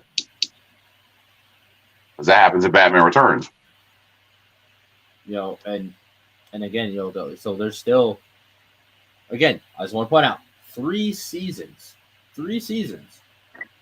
only 100 something episodes, and it spawned so much content, so much material that people can pull from when they're creating these new adaptations. Whether it be, let's see, shit, they had so many damn adaptations for this damn thing. Hell, we can point out to the fact that the game being played right now by Jag is voiced by Kevin Conroy and Mark Hamill as the Joker and Batman, respectively. And a game that was made 30 years later. And on top of that, they made a point to put the actual the OG animated series costumes in the game as well. So spawns its own universe itself. It spawns exactly its own universe itself too. Exactly. So it's same core voice cast. Exactly. 20 years later. Yeah, 20. Yep, 20. From Batman and Robin to the video games, Batman Vengeance to shit, dude. You remember? Damn, bro. You remember the original Xbox Batman game? That was literally based in the same world as the animated series. There's Damn. two. There's Rise of Tanzu too. Yeah, yep. Like, and then the Adventures of Batman and Robin for Sega CD. They had to animate all that stuff. Just last time, but that's pretty much his own hidden episode. Pretty much, we would consider that as. Yeah. Then to the movies, Mask of the Phantasm, Batman and Mr. Freeze, Sub-Zero, Batman event. That was actually released in theaters, which is crazy. Yeah. The Phantasm was released in theaters, and Sub-Zero was a straight direct to video, straight to DVD. But to comic adaptations and novelizations, the Batman Adventures, Superman and Batman, the magazine. Geez, Batman, like I just mentioned, the adventure continues. All the other little novels, Shadows of the Past, Duel of the Death, The Dragon and the Bat, with Night Ninja and Day of the Samurai. Like these things are. They just did another Batman movie where there was like a kind of prequel kind of thing, where it goes back to his martial arts training. Something Batman. The hell, something about the dragon. I think it was Soul of the Dragon, wasn't it? Yeah, maybe Soul of the Dragon, and then to the tie-ins, the new Batman Superman Adventures. Come on now, it's just there's just so much that the influence of Batman the animated series has spanned literal decades. Mm-hmm. Like it's wild. Even today, we're still even the live action TV shows that have spawned out of DC, whether it be in the Arrowverse, we've seen a lot of callbacks to, like they did a whole Bruce Wayne Batman thing with the Arrow back in the era when he pretty much they're like, oh, I think the Arrow might be Oliver Queen, because hell, he was their Batman. He pretty much was the universe's Batman. The Arrowverse too. What'd he say? What was that, Jag? They had Kevin Conroy in that universe too. Hell yeah, yes, Crisis on Infinite Earths. Well, technically, he wasn't that universe's. He was a universe's Batman. Yes. That's true. Yep. Branded. Yep. Nice little bit of fan service there. Absolutely. Oh man, He's a bitter Batman too. He's the Batman that pretty much that murdered Superman. Yeah, he's the old Batman that was like, you know what? I'm tired of always continuously having to fight and fight and fight. I'm gonna just kill these motherfuckers. You know, and What was I gonna say? Oh, speaking of Green Arrow, this is also one of the first times we got to see Count Vertigo. Oh, yeah. And that episode, I believe, was called Off Balance. That's when he was first working with Talia al Ghul. And again, we're bringing it back. The Count Vertigo, it was the start of what they were trying to do. They were trying to bring a Scarecrow-esque character into the show. Because it went from being a drug that all the kids were using to, you know, then we end up seeing him again, and it's now it's actual poison gas that he's using now. Literally, they took these characters from the animated series and readapted them to fit into the Green Arrow's story. Like, he has so many characters in the Green Arrow. Well, in Arrow, they have so many characters that were essentially spin-offs or rip-offs of Batman's characters, of Batman's villains. From Count Vertigo to the what are they? The Hunters? The Longbow Hunters? The Longbow Hunters, to the Black Arrow, whatever they call them. Malcolm Merlin's character. You know, the Dark Archer? No, they were actually all enemies of the Green Arrow. There's somebody else I'm thinking of. Again, guys, this goes to show you how like out of touch I am, because I fell off of DC really hard in the last like 2 years because of the foolishness that DC and Warner Brothers has been doing. So I've kind of like, you know, steered away from DC for a while now. But again, they're also supposed to be doing a spinoff for Catwoman back in the day as well. You know, but look how that turned out. Look how that turned out. Yeah. But again, like, and it also goes to show not many only things that have directly tied back to the animated series have succeeded. All the things that try to do a little side spin-off have been canceled. They never succeeded because they had never been able to get and grasp the essence of, you know, the animated series. Again, I just talked about Birds of Prey. You know, that was supposed to be a spin-off. It was supposed to take place in that same universe, but it just didn't. It didn't have what it took to stay within that continuity, and it didn't last long at all. Then we got shows like Batman Beyond, that the only reason why it didn't last is because they took pretty much the entire production team from Batman Beyond to do Justice League, which is why Justice League did so well, and Justice League Unlimited did so well. But they did bring it back, though. They should incorporate it in there. Yeah, they brought it back for like an episode, 2 episodes. When they got sent into the future. You can't forget about Static Shock, though. Involved in technically as part of that universe too. And again, Static Shock did great. Mm-hmm. But again, the writers and the producers and everything, that entire production team, that's the same reason why Batman Beyond didn't do well, because they took the production team. So that's how Static Shock. Wait, correct me if I'm wrong, Triage, because I might have the timeline fucked up here, but Static Shock, then Batman Beyond. Am I correct? Correct. Yeah. Correct. And the reason why Static there Shock is an episode. No, go ahead.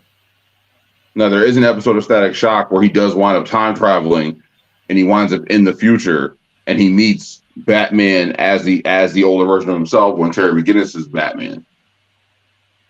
I thought that. Oh, so they did it twice. Yeah, I want to say the episode's called Future Shock. They did it twice because they did it in Justice League too.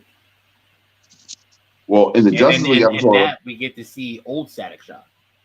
yes. So they did it both ways. We got the one episode where we see the younger version of him, and then we got the episode where he beats the older version of himself. Yep.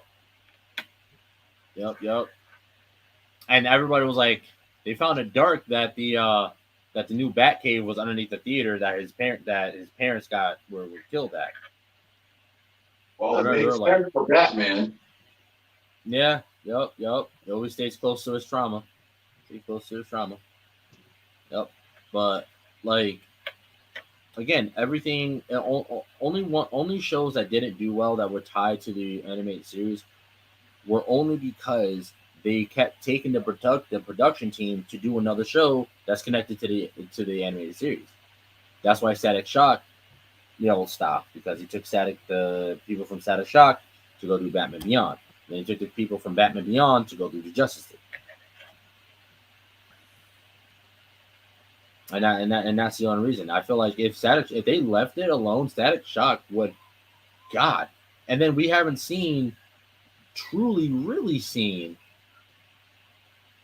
Static be used. We see him in Young Justice, but we don't get. They couldn't use him because they couldn't use his name because they were going through the whole thing with Milestone at the time. Now they're all good now. Yeah, they're all good He's now. brought him back. Apparently, James Gunn just recently announced that he has plans for Static.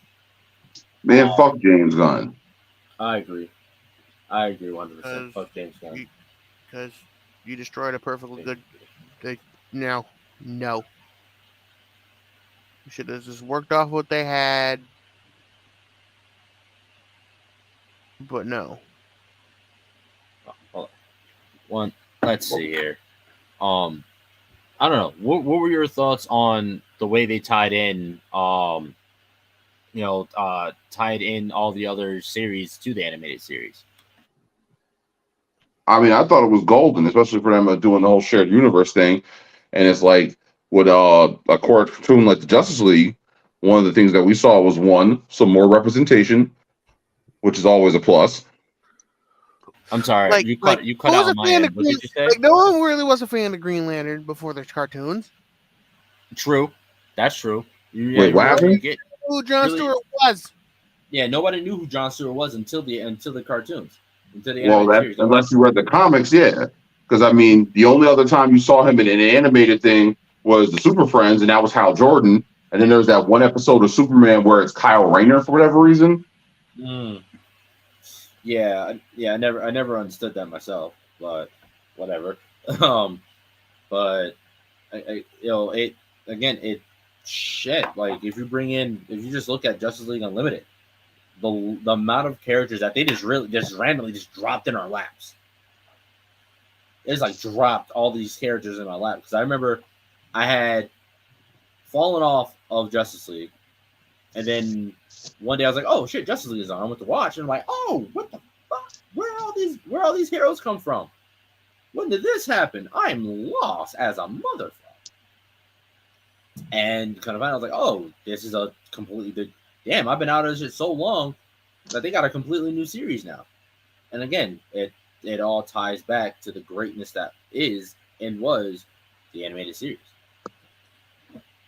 Exactly. Pardon me while I sip my sake. I'm out of tequila. He said he's going native. He's drinking sake. Yeah, man. Yeah, last ditch effort. Got to get that the plum white sake. Yeah. Yep. Fucking delicious.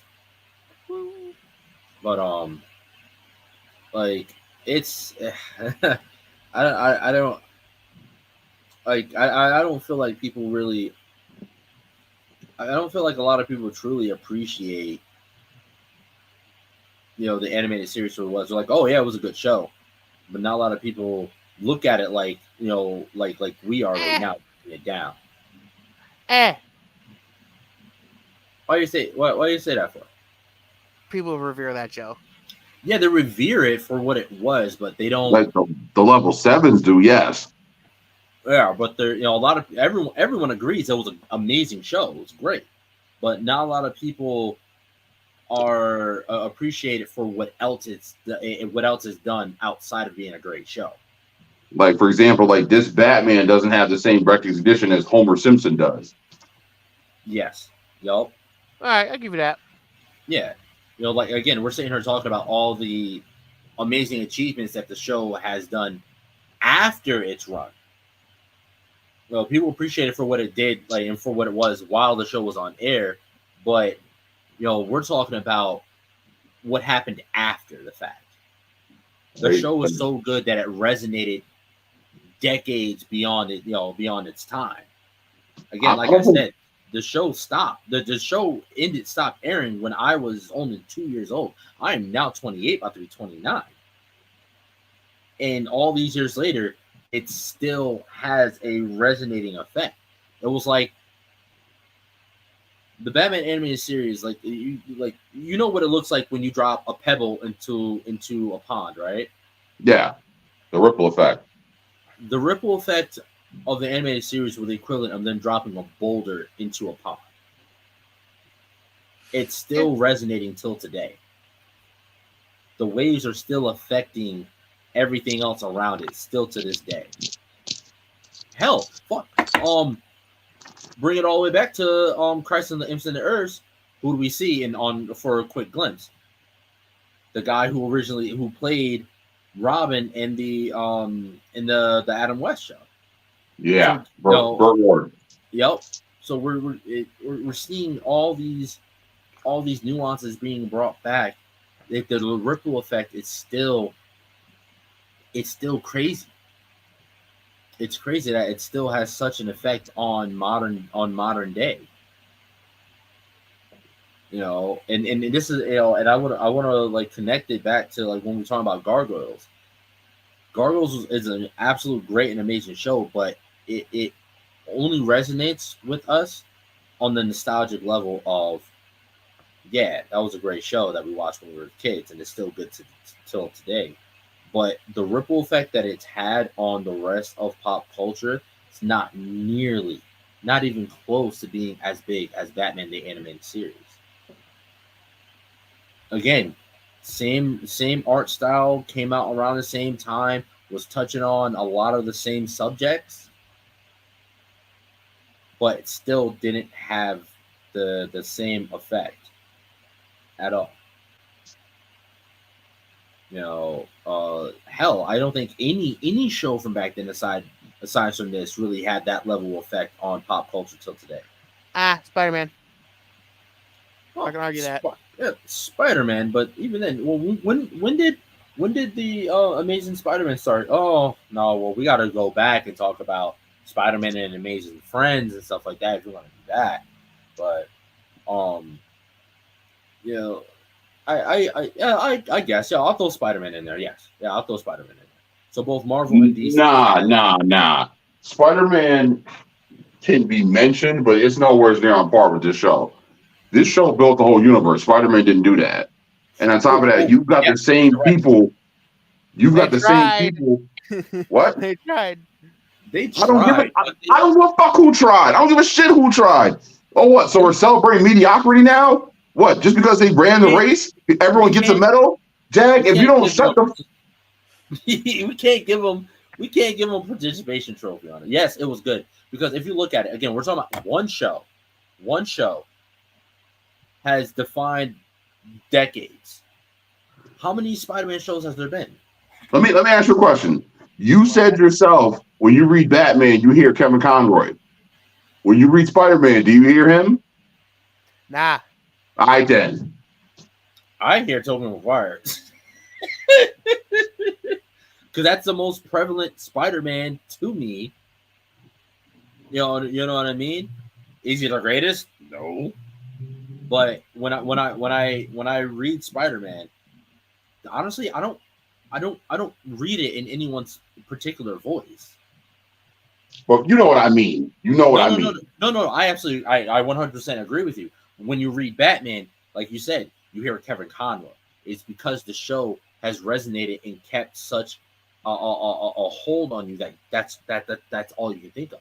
When it comes to Spider-Man, you read a Spider-Man comic book, there's no in particular person that you hear or that you think of.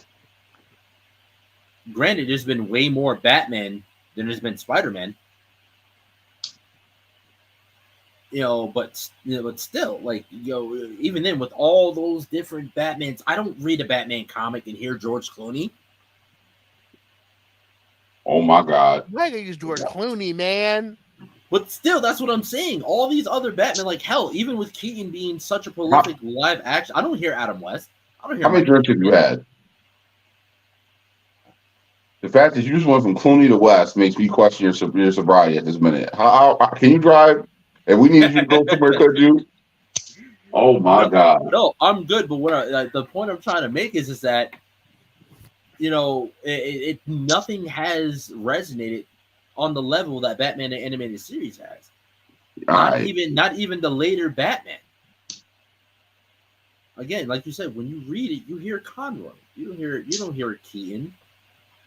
Keaton's the best damn live action Batman there is. Of course, it's debated, but still, you don't hear his voice.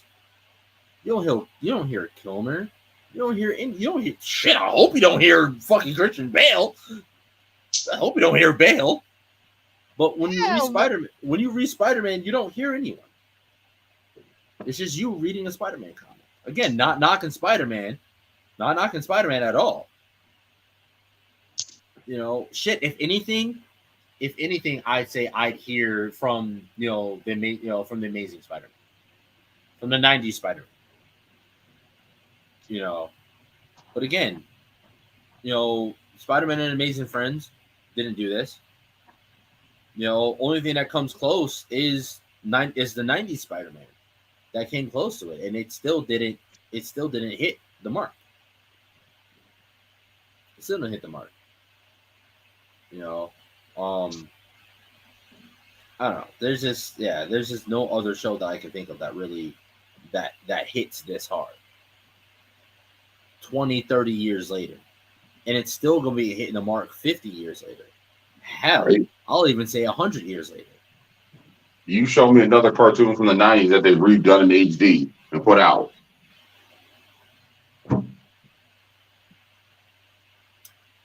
X-Men? Have they? Yes, they're about to. They're doing X-Men 97. I honestly think X-Men might be closer than because I did too. I did too. I feel bad about that. What? Because if I read, I forgot that they were doing 97. I completely forgot they were doing 97. Well, shit, they can redo it all they want. Let's see if they don't fuck it up. That's the $1 million question. I mean, the setup's looking right. It's a continuation. It's the continuation. It's not a redo. It's not really a reboot. They can fuck that up. They can fuck that up real easy. I feel like only thing they can really fuck up right now is the story. Hell, if you watch that last season, the last season is completely different from everything else they did. It's true. True. But again, when I read X-Men comics, if I'm reading Wolverine dialogue, as awesome, as great as Hugh Jackman is, I'm not hearing Hugh Jackman. I'm hearing the voice actor for Wolverine. I'm hearing him. Who do you hear? Who do you hear? Not Hugh Jackman, the guy from the cartoon. Yeah, So again, I'd say X-Men. X-Men is close, real fucking close. But still, animated series is number one hands down. Because again, shit. Even look at the X-Men, the '90s X-Men. What spinoffs did they have from that particular show that connected back to that show? Nothing. Exactly. Well, didn't they? No, they did. Nope. Did they cross over with Iron Man? Did they cross over with the old Iron Man? No. I think Wolverine did. They crossed over with Spider-Man. Yeah, they crossed over with Spider-Man. But I think that, but again, that's a crossover. Like, actual like spinoffs. I don't know. None of those Marvel 90s cartoons had big spin-offs. Not a single one of them. He said, "What do you know? You put out fly paper and catch a spider. Make one move, bug, and you're shish kebab." You know what? You're right, Jack. Holy shit, I never realized that. Yeah, none of the Marvel shows had spin-offs. No. The DCs definitely did. You know, but yeah, I think each show they kept trying to build a certain level of success and they just couldn't find it. Like the whole cartoon, if you go back and watch it, fucking goofy. Oh shit! I forgot about that. Holy shit! You brought it back. I forgot about the Hulk show. The Fantastic Four cartoon, and they did that twice because the old one was like super sketchy. And then they redid it later on in like early 2000s or so. Before it wasn't 4Kids. Was it 4Kids? Was it? Oh, was it on 4? No, it wasn't on 4Kids TV. I think it was a Fox property. Definitely on Fox. But I definitely do remember that. Well, the animated series moved to a different network after a while. Though, moved to Kids WB. Wait, which one? What are you talking about again? The animated series switched to Kids WB because it left Fox. And even then, it was still a hit. Mm-hmm.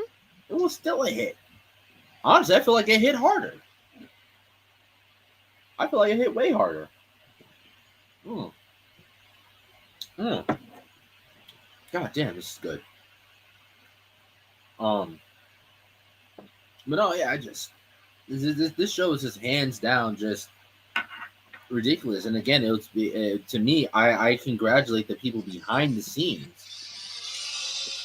You know, I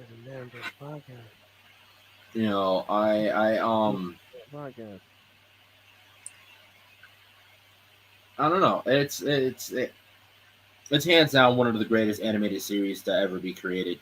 What was her name? There was a lady who was in charge of pretty much like the TV shows kind of rating or whatever, what they were allowed to put into the show.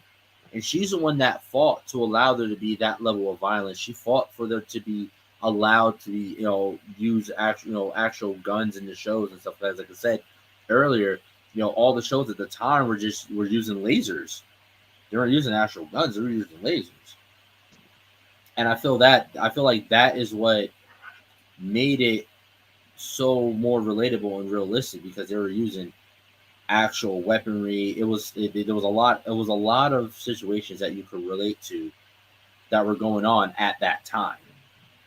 Whether it be the crime, because I remember at back in the 90s, it was the whole crime wave. There was a whole ass crime wave at the time. That happened back then. So it just fit with the time so well, to the point where it still resonates still today. And then of course the Superman crossover. And again, the Superman show was great too. It didn't hit as hard as Batman the Animated Series, but it was still fantastic. You said Superman? Yeah. That's because Superman's villains suck. Yeah, true, absolutely true. I could be the person that cannot be defeated only by a little green rock. What was that? Sounds like a crackhead to me. What did you just say? He's like, how you a man that literally can beat anybody in anything but get your ass beat by a little green rock? It's radioactive, motherfucker. How about we give you some fucking petroleum and see how you survive? But again, he can survive a nuke. He can survive a nuke, though. Whoa. Pause. Bring that back. You can't even say that, Triage, because at the end of the day, this motherfucker gets his power from the sun, which is highly It's radioactive, bro. If our ozone layer wasn't non-existent, we'd be burnt to a crisp by the radiation. But he just so happens to be weakened by some green radiation. Yellow radiation is fine. This motherfucker's the opposite of Green Lantern. Yellow gives him power instead of making him weak. No. And for your information, you two fools, you making somebody there's only one brand of kryptonite. There's not. There's several, and every Yes, color there's is something several. different. Yep. Yeah, granted. Which I would have. I just a little side tangent. I love the fact that Smallville played around with the different colored kryptonites. I love that. I just want to point that out. Jack, I'm getting you fucking plutonium for Christmas. I want to see how you survive. Listen. If anything, listen. I'm damn near Superman. I've been through so damn much. If anything, you give me plutonium. All it's gonna do is make my dick bigger. At that point, that's all it's gonna do. Ladies and gentlemen, he's stroking himself again. Not yet. I ain't. Goddamn it. Anyways.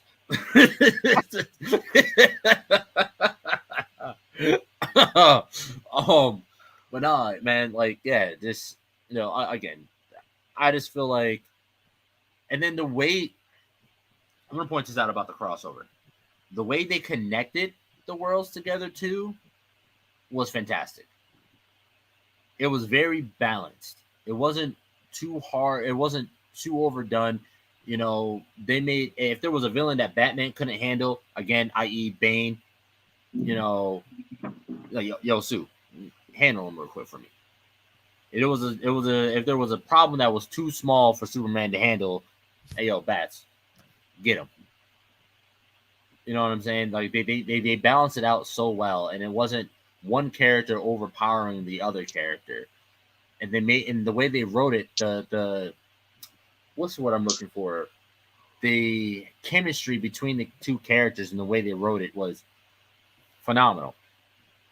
And that's just with the show in general. The chemistry in the writing between the characters was fantastic. It was fantastic. It wasn't cheesy, wasn't corny. It literally felt like an animated soap opera. I don't know. Am I wrong in my assumption there, or in my observation? It was like an animated soap opera to me. I mean, if that's the way you want to take it, I mean, it definitely got there with certain points with the whole thing with the Killing Joke and Barbara Gordon, how they added that whole love affair in. Yeah. Oh, that Yeah, go ahead, Jag. Go ahead. I want to hear it. Go ahead, Jag. That was a smart move. That's creepy. That's so creepy. That's foul. And that's foul at the same time. Oh yeah, that was that because listen, in the comics she winds up pregnant. We don't talk about that. We don't talk about Bruce. No. Oh no. And then the funny part was when she tells Bruce that she's knocked up, his response is, "I'll have to congratulate Dick when I see him." Because wasn't that kind of like the whole falling out between him and which is why he went off to do Nightwing instead. It happened before that, long before that. And then but the funny part was when she was like, I forget what the amount of time was, but she's like, I'm this far along. He's only been back for a few weeks.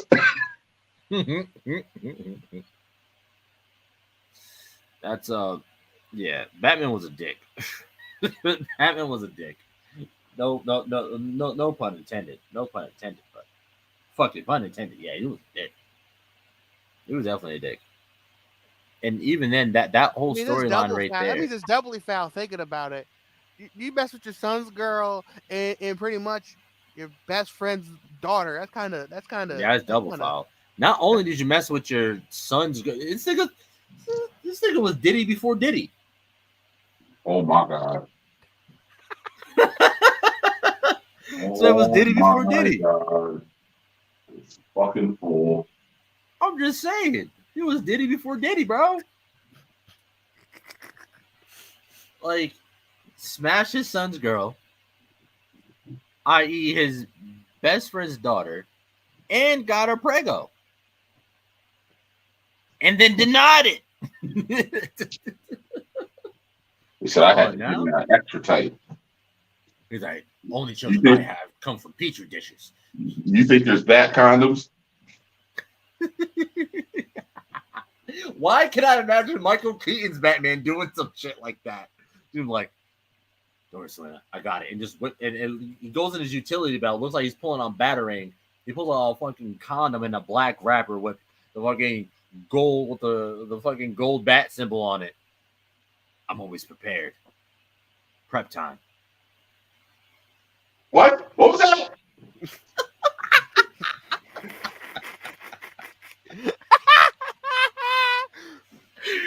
I got a question. Do you think Batman needs prep time to smash cheeks?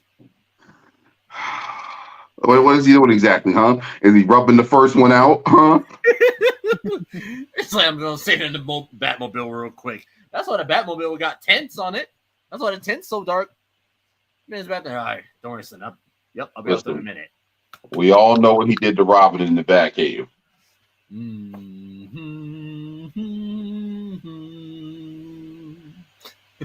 Somebody call CPS.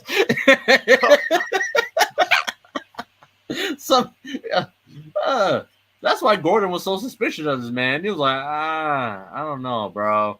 I don't know. That's messed up. I What? will leave it alone. Nah. You opened the floodgates now, bro. You did it. See? You better go. You better go, bro. No, I can't do it. Yes, that's the hell you can. God damn it. I hope that. Nope. Say it. Say it. I don't want to bring that. Nope. Do it. No. You already opened the door, bro. No. It's got to do with Barbara. What? It's got to do with Barbara Gordon. No. No. Why did I go there? God damn it. Because if you look at people that do things like this, it's because they've probably had them done to them before. Do you think that's why Bruce is so close to Alfred? Was Alfred his Batman? You're reaching, Power. You're reaching. Clearly, Alfred was reaching too.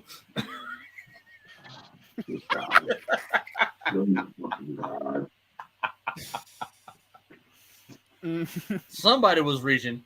Somebody caught a reach around real quick. We're going to do that rabbit hole. Way off topic.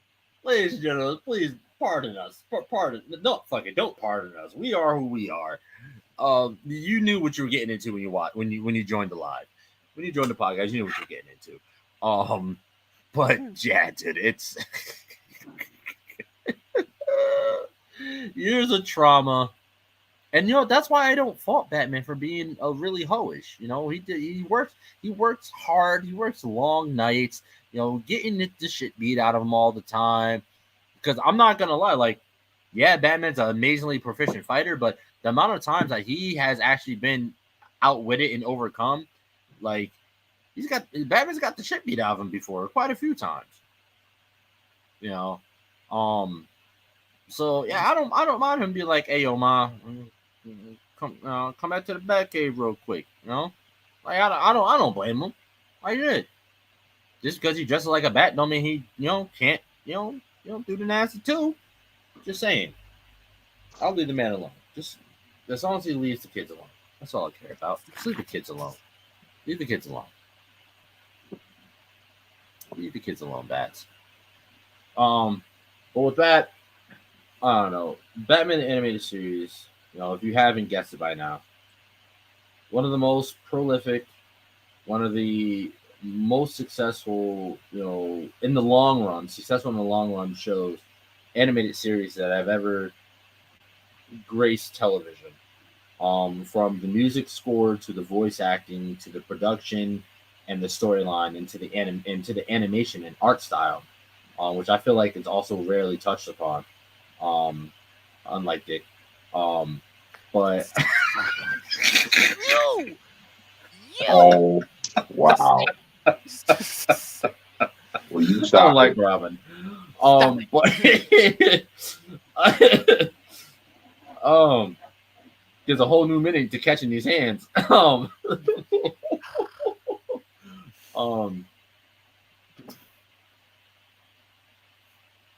Leave it up. Oh no, leave it up to George Clooney too. I feel like George Clooney's Batman had a bunch of goofy ass bat gadgets.